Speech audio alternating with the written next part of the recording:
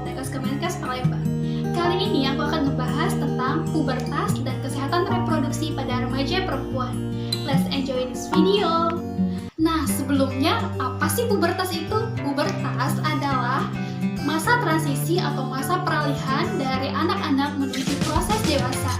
Biasanya masa pubertas ini terjadi pada anak perempuan pada usia 8-13 tahun. Tapi setiap anak itu pubertasnya beda-beda ya, tidak bisa disamakan. Pada masa pubertas terjadi perubahan pada tubuh remaja. Nah, perubahan tersebut ada perubahan fisik dan perubahan psikis. Untuk perubahan fisik itu, contohnya badan bertambah tinggi dan besar, pinggul mulai melebar, payudara mulai membesar, timbulnya rambut di sekitar ketiak dan alat kelamin, terjadinya menstruasi, dan wajah mulai berjerawat. Nah, untuk perubahan psikis itu seperti mood yang tidak stabil, emosi yang tidak stabil, kemudian rasa ingin tahu yang lebih besar, ingin mencoba sesuatu yang baru, dan tentunya pada masa ini remaja sudah mulai mempunyai ketertarikan dengan lawan jenis. Nah, tidak apa-apa karena itu adalah hal yang wajar dan fisiologi yang dialami oleh remaja. Oleh karena itu, kita harus tetap mempunyai jiwa yang sehat dan fisik yang sehat. Tahu nggak sih sekarang itu banyak terjadi pelecehan seksual dan kekerasan seksual.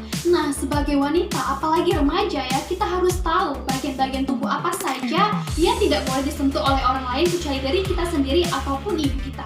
Nah, bagian-bagian anggota tubuh tersebut yaitu bibir, payudara, alat kelamin, paha, dan bokong.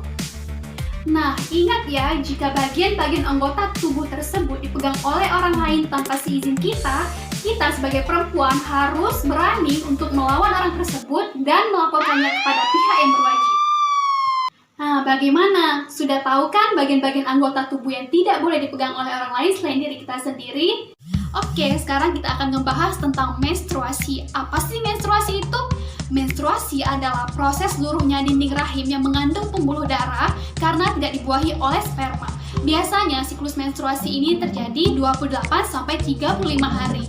Nah, jika siklus haid kamu tidak teratur atau di luar normal, kamu harus mengkonsultasikannya dengan tenaga kesehatan ya. Nah, biasanya menstruasi ini berlangsung selama 3-7 hari. Nah, untuk adik-adik khususnya yang pubertas yang baru pertama kali mendapat menstruasi itu disebut dengan menarche. Menarche adalah proses mendapat menstruasi pertama kalinya. Jika adik-adik mendapat menstruasi pertama kalinya, jangan malu karena hal itu adalah hal yang wajar dan normal yang dialami oleh seluruh wanita. Dan jangan lupa beritahu orang tuanya yang khususnya mamanya kalau adik-adik sudah mendapatkan menstruasi. Nah, jika saat menstruasi adik-adik mengalami nyeri perut pada bagian bawah, itu disebabkan oleh kontraksi rahim dalam proses pengeluaran darah. Nah, kalau nyerinya masih dalam batas normal, adik-adik bisa mengkompres bagian perut bawahnya menggunakan kompres hangat. Tapi jika nyerinya sudah mengganggu aktivitas, maka adik-adik harus kontrol ke tenaga kesehatan terdekat ya. Nah, ini nih yang gak kalah pentingnya. Kita juga harus bisa menjaga kebersihan diri kita. Bagaimana sih caranya? Yang pertama itu, setiap setelah buang air, kita harus membasuh vagina kita dari depan ke belakang agar terhindar dari sisa-sisa kotoran dan bakteri. Yang kedua, kita harus membersihkan vagina kita menggunakan air bersih. Ingat ya, air bersih, bukan menggunakan air sabun atau cairan antiseptik lainnya agar tidak merusak pH pada vagina. Nah, yang ketiga, setelah membasuh vagina, kita harus mengeringkannya terlebih dahulu menggunakan handuk bersih ataupun tisu. Nah, tisunya ini harus yang non-vakum dan teksturnya serta kualitasnya bagus juga ya.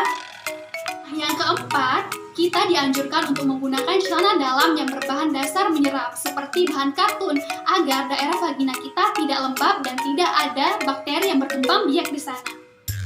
Kelima, saat menstruasi kita dianjurkan untuk mengganti pembalut minimal 4-5 kali sehari. Karena pada saat menstruasi daerah vagina kita menjadi lembab dan bakteri mudah berkembang. Dan seram kan?